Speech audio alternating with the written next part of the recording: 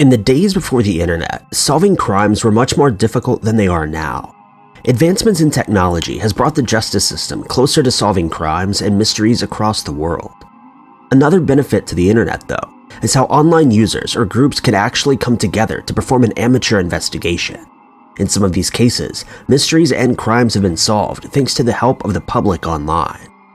Burning questions were finally answered when these groups or individuals offered their skill set. Number 5. Luckily, there are literally millions of resources and websites containing information about depression and thoughts of taking one's own life. Many people report to the internet to seek help and support during the lowest points of their life. Often, these sources are useful and can even prevent tragedy. That being said, it's unbelievable that someone seeking help online could actually be encouraged to do the opposite of get better. However, that's what happened to 18-year-old Nadia Kajouji in 2008. The young woman jumped off of a bridge from Ottawa's icy Rideau River and ultimately ended her own life. Her friends and relatives were devastated at the loss, mourning the woman's passing. According to those who were close to her, Nadia had been suffering from depression symptoms for a long time. Additionally, she had previously miscarried during pregnancy and was facing financial struggles and was under immense pressure at school. Therefore, while her family was shocked at the loss, they also understood to some degree. It made sense given all the facts that Nadia would choose to do something like this. After her passing, though, some details came to light that made the unquestionable suicide a bit more complicated. In her browsing history, detectives found that she spent a lot of time on one particular website and chat room. It seems at first that Nadia was visiting the website for emotional support and help with her suicidal thoughts, but instead, she found something disturbing while on the site. A 31-year-old female nurse from Minneapolis named Cami frequently chatted with Nadia for hours on end. During one of their conversations, Nadia asked what it would feel like to pass away. Cami explained that it would probably feel great. A few messages later, the pair made a suicide pact. Cami encouraged Nadia non-stop in a few days prior to her passing. While officers were aware of the Cami user, they couldn't uncover her true identity, location, or even contact information. What seemed at first to be a usual self-harm case quickly turned into a possible criminal investigation. Eventually, Celia Blay, a school teacher and counselor, came across Cami while providing online counseling for depression. The two came in contact, and after some manipulation and online searching, Celia successfully exposed Cami's true identity. The user was actually a 52-year-old married father of two named William Dinkle. Celia was able to find this information and track down his location. She quickly learned that the man was living in Minnesota and had been involved in other incidents starting as far back as 2005. He was charged and sentenced to 360 days in prison, but the conviction was later reversed after Minnesota Supreme Court decided that William was using his First Amendment right to free speech. Although some will agree what he did was evil, cruel, or immoral, it was not technically illegal. Still, if Celia did not discover the man's true identity, he would have gone on to spark more tragedy. Number 4.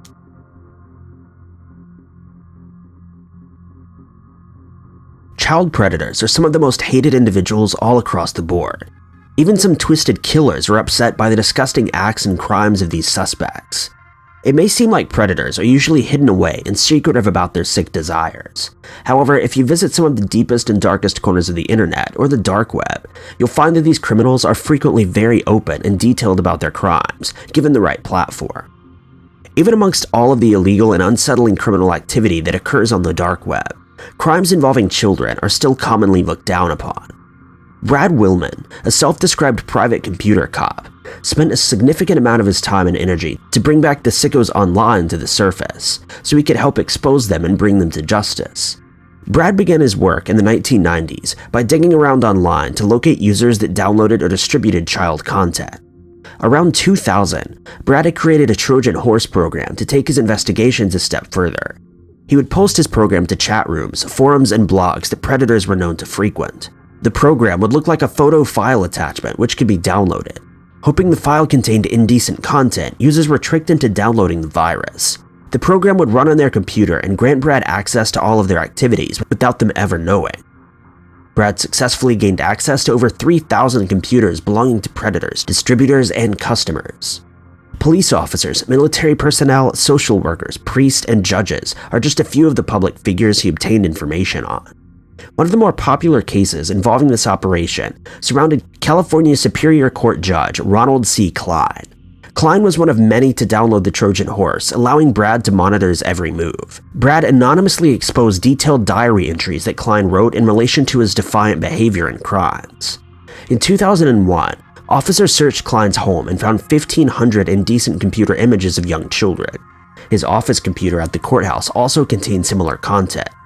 He endured a 4-year trial and was eventually sentenced to 27 to 33 months in prison.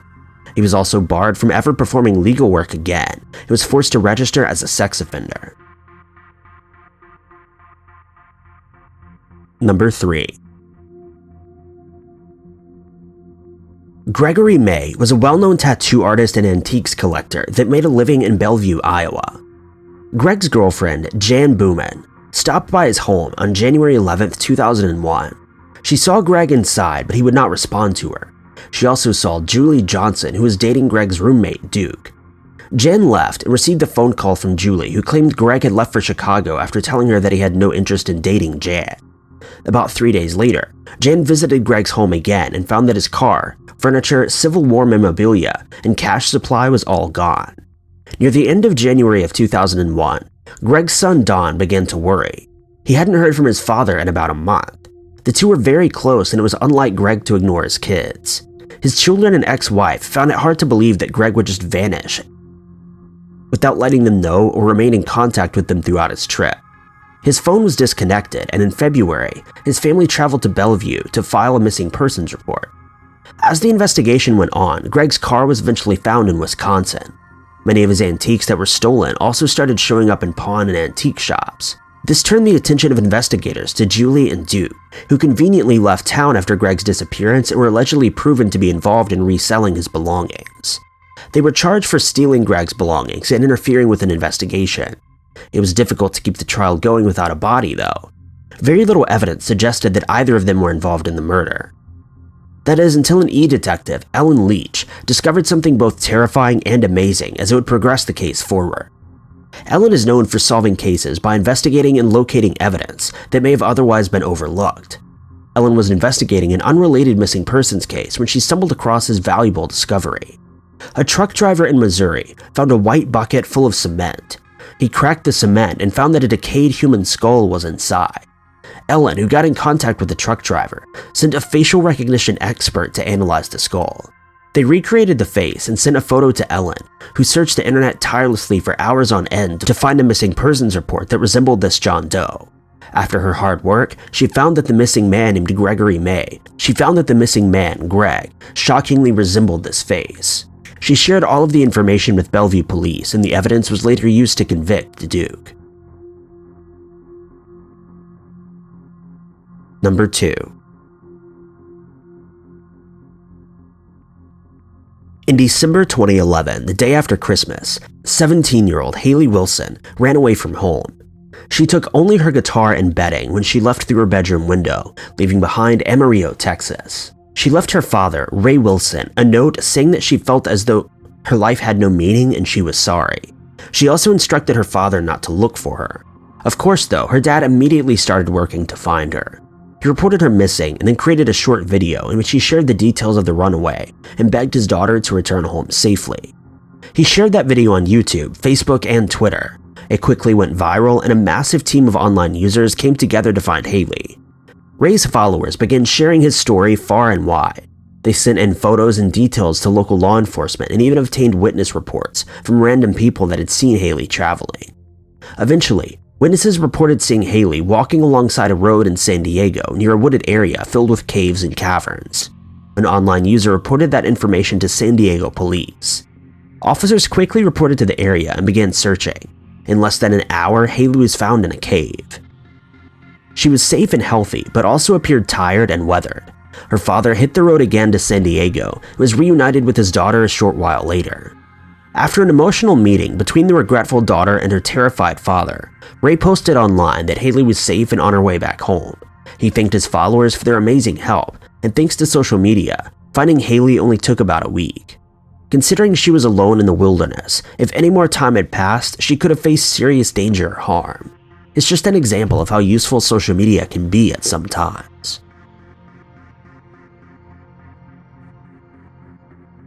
Number 1. In 1968, a 4-year-old named Cara Lee Ashby was the victim of a hit-and-run case. Unfortunately, she lost her life and her family mourned not only the loss of her, but the fact that justice may never be served. Without street cameras or substantial witnesses, it's hard to find the driver. Although a brief investigation did follow the incident, detectives were able to locate a suspect and the case went cold. For over 45 years, the tragic event haunted the Ashby family because they knew that their child's killer was walking the streets a free man. In early 2012, Lieutenant Russ Johnson opened the case for unknown reasons and posted the details to a Facebook group that investigates facts about local history in upstate New York, where the crime occurred. The post gained a lot of attention from members and also went viral, causing the information to be shared as far as Florida. And it's a good thing because a break in the case happened shortly after. A woman living in Florida called upstate police after seeing the post. She told them that on the night of the incident, a member of the Pawhurst community, one of the woman's neighbors, asked her to lie to police for them by saying that she was the driver at the party on a specific night. They didn't give her much information, and even though she refused to lie to police, she mostly pushed the conversation to the back of her mind. That was until she saw the Facebook post. Thanks to this new tip, the case was reopened and a new investigation began. Officers located the 62-year-old Douglas Parkhurst and questioned his involvement in the accident. He openly admitted that he'd been heavily drinking that night and was responsible for the girl's passing. He explained that the guilt had followed him ever since, but he was too scared to come forward. When the Ashby family heard the noise, they were saddened to remember that horrible night, but were joyous to learn that justice could be served. Though they quickly learned that that wasn't necessarily the case. Despite his confession, officers were unable to charge Douglas or put him on trial, as the statute of limitations had already expired. Although the suspect did not face his consequences, at least the family did finally get answers they'd waited so long for. The fact that this case was solved by a simple Facebook post supports the idea that social media and online communication can be great contributors for solving crimes.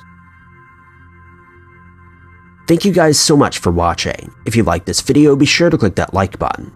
Also, don't forget to subscribe and click that notification bell to keep updated with our videos. And if you enjoyed this narration, maybe consider checking out my personal channel at youtube.com/ty_knots.